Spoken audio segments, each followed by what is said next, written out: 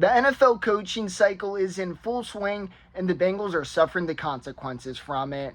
On Monday, January 22nd, Brian Callahan, now the former Bengals offensive coordinator, was named the Tennessee Titans head coach, and on Wednesday the 24th, the Titans made it officially official.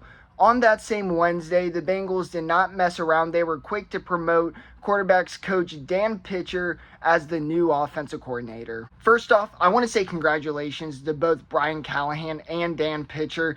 Both got much deserved promotion. Brian Callahan deserves this head coaching opportunity, and Dan Pitcher is a very bright young mind. Just not the Bengals, but the whole NFL looks very brightly on them. So two guys who absolutely earned and deserved these promotions. Brian Callahan being named the new Tennessee Titans head coach makes all the sense in the world. The Titans offense has been underperforming, and they need somebody to spark it, especially with Will Levis, their quarterback, going to their second year. They need just not an offensive mind, but somebody who has experience working and developing quarterbacks, and Brian Callahan has just that. Obviously, he's worked with Joe Burrow, and the development on Jake Browning has shined a lot of light on him, as it should, but it's just not those two. He's also worked with Derek Carr, Matthew Stafford, and also Peyton Manning. He was with the Broncos the year they won the Super Bowl. Brian Callahan being part of multiple winning organizations also makes him more intriguing. Obviously, just being part of a winning organization and having a successful record doesn't translate to being a successful head coach, but him having experience winning with multiple teams, that can bring a lot of value to Tennessee. What made this hiring really interesting was how quickly it was done. We were only 15 days into the coaching cycle when Brian Callahan was named the new Titans head coach, which normally it is not done all that quickly. Obviously, the Titans weren't the first to name their new head coach, but the Titans had a sense of urgency to sign Brian Callahan as their head coach, and this can be enforced by their scheduled interviews that they ended up not having. A to Z Sports follow them, great page, but they pointed out that the Titans first contacted Brian Callahan of all their candidates to have his second interview, and Brian Callahan had his second interview, and his only now with the Titans. So there was obviously a lot of interest on both sides.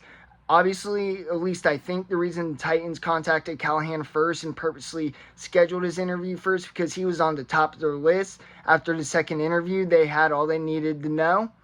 So, while the signing is surprising how quickly it happens, it makes all the sense in the world. In the NFL, you don't want to mess around. If you see a guy you like, you think can make a change to your franchise, you sign him. That's exactly what the Titans do. So I'm very sad to see Brian Callahan leave. He has done so much for the Bengals. He was with the organization when they're at this lowest, and he was a huge part of the process in adjusting the offense to get them to the Super Bowl, the conference championship, finding success in a season that's full of injuries. So, again, congratulations to Brian Callahan. He absolutely deserves this opportunity. Bengals naming Dan Pitcher as their new offensive coordinator was the obvious choice, but sometimes the obvious choice is the best choice.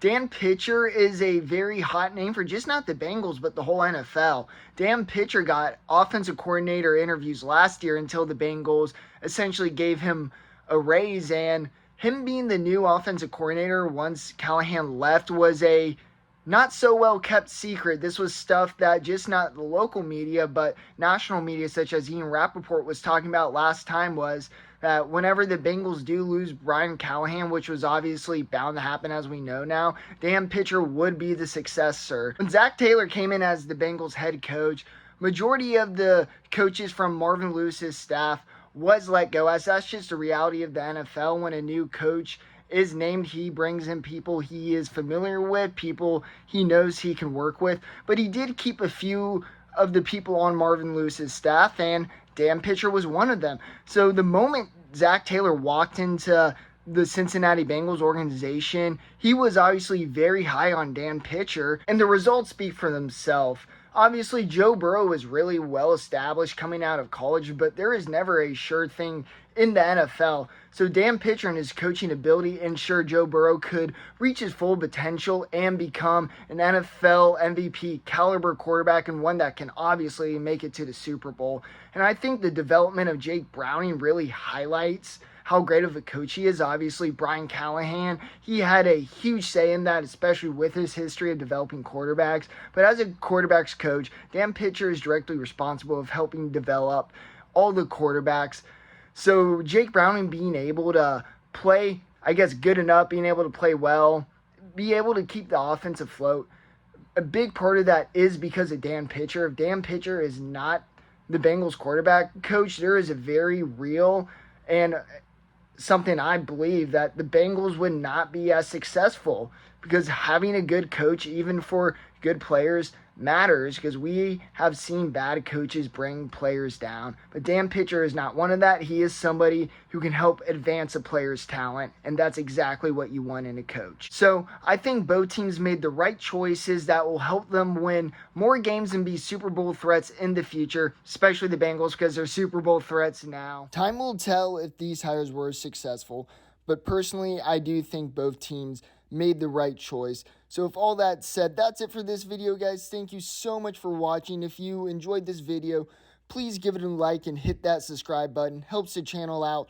so much. And follow me on my socials. Instagram is Bengals_NFL. You can follow me on X or Twitter or whatever you want to call it, Bengals_action. And you can follow my TikTok, BradenG18. Thank you so much again for watching.